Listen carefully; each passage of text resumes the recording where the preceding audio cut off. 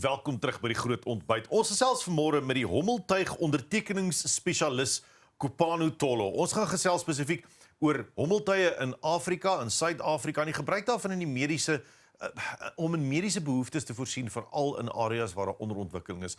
Good morning, Kopano. Good morning, Pierre. How are you? It's lovely, thank you. Great having you here today. Kopano, let's quickly start with the drone market in South Africa, specifically when it comes to the medical industry. What does the drone market in Africa as a whole look like? So in terms of the drone market in Africa as a whole, it looks, it's a promising industry, which I can say from a South African perspective, we are still, from a medical delivery perspective, we are still doing test trial cases in terms of those situations and areas. And from an Africa perspective, we have seen some countries in Africa adopting the drone medical delivery services.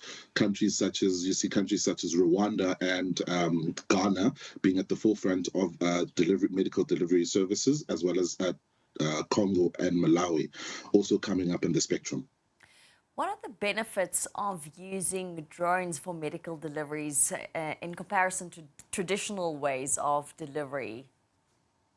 Thanks, Jennifer. Lovely question. So, for instance, some of the benefits which you might see from that is the reduced mortality rate. So you get faster deliveries of any crucial medical supplies which are required, as well as any blood samples which would be required.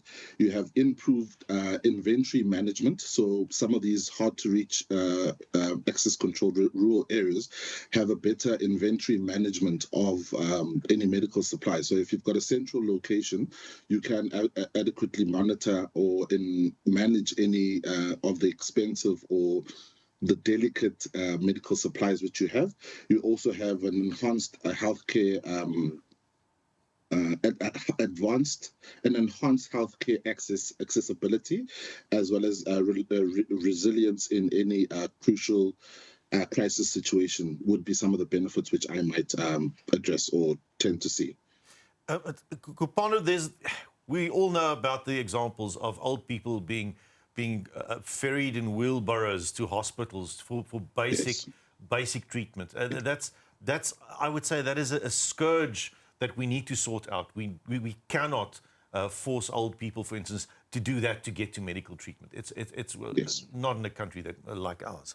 And then you start hearing about the successes in Africa, where people are receiving treatment from vaccines to extra blood during emergency situations via drones, doing airdrops.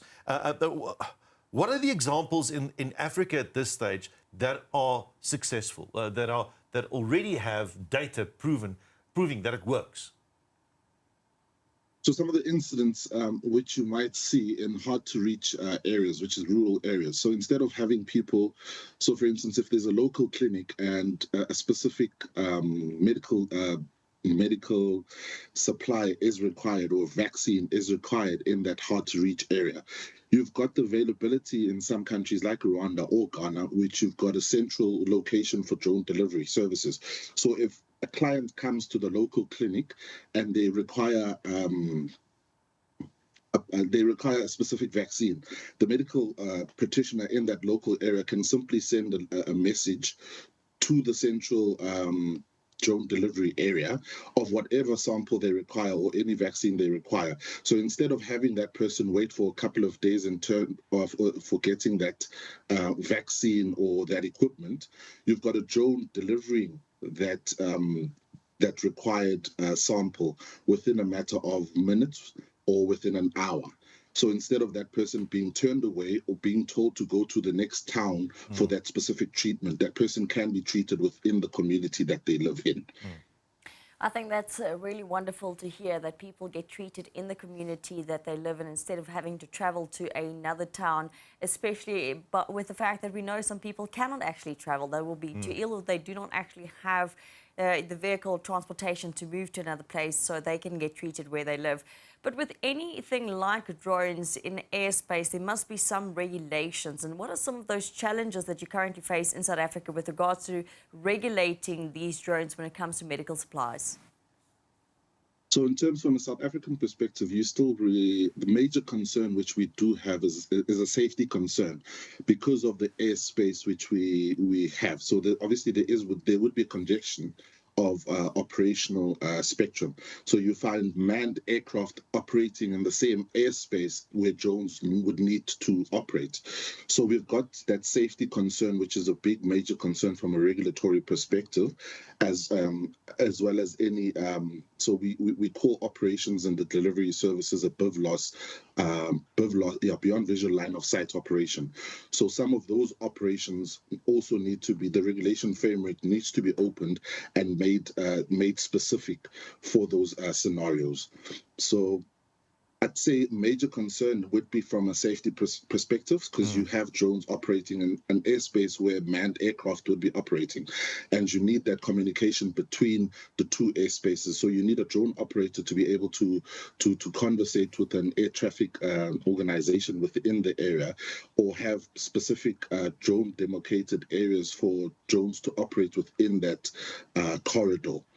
So those are some of the concerns which the South African Civil Aviation would be facing currently, and I believe obviously there are research and studies which are being done with South African drone companies in partnership with the South African Civil Aviation, just to see how they can better manage the safety operations of those drones. But the countries that you refer to, Ghana and Rwanda, I know in those situations there are automated unmanned systems controlling the aircraft, the drones. But like you say, in South Africa, it's much more intricate. There's a lot more air traffic, and it's a very difficult system. Obviously, there needs to be a centralized kind of unmanned air vehicle control system throughout the country. But I mean, the potential of changing the current situation, the potential of bringing medical treatment to the patients quicker, easier, faster, safer. It's vast in South Africa, and that's surely something we must look at. What other advantages are there of using these drones, apart from quick delivery of medical products?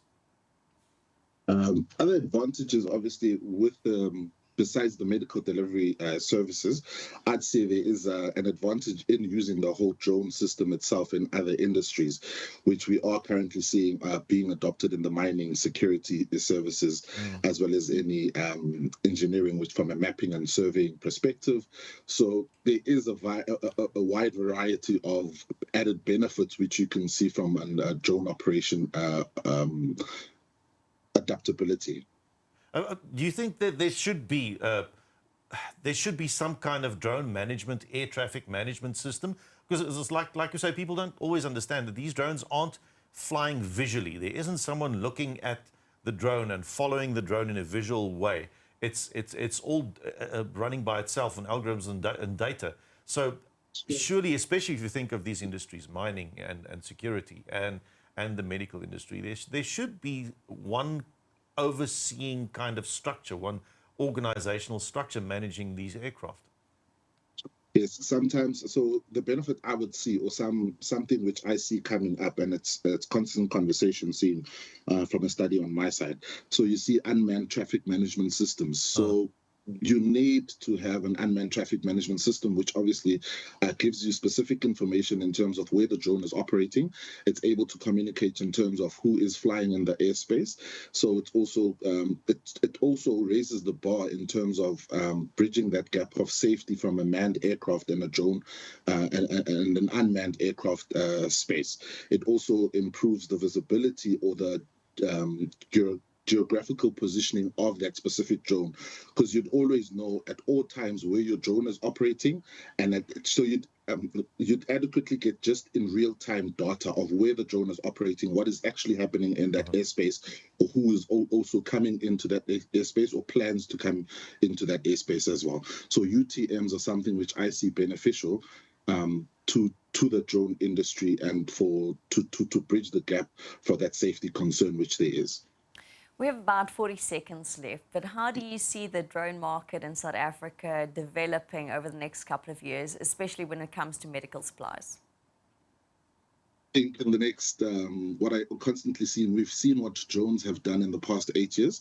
So the next, I said the next, or the short future is going to be quite interesting from this drone deployment, especially in the drone in the medical delivery services, because we'd be able to get supplies to people who are in need of specific medical samples or vaccines, and this is also to assist us in a direction of using technology to better our systems as a country itself. It will also speak to a whole industry of opening up job creation for new pilots who want to come in, data analysts who want to obviously analyze the data which is coming through, so which is also going to contribute to the economic growth of our country. So I'm certainly excited to see what's going to be happening in the next coming 8 years of what drones can bring into this country. Indeed, renewal, change, something exciting, always change. Thank you so much, Kopano. Thank you for your time and for your insights in this. Dis Kopano Tholo, hy is natuurlik 'n hommeltuig-ondertekeningspesialis. Ons praat spesifiek oor hommeltuie en wat hulle kan beteken vir die mediese industrie, spesiaal in Suid-Afrika. Nou ja, wys jou nee, mens moet altyd maar oop wees vir verandering en ietsie nuuts oopkop wees.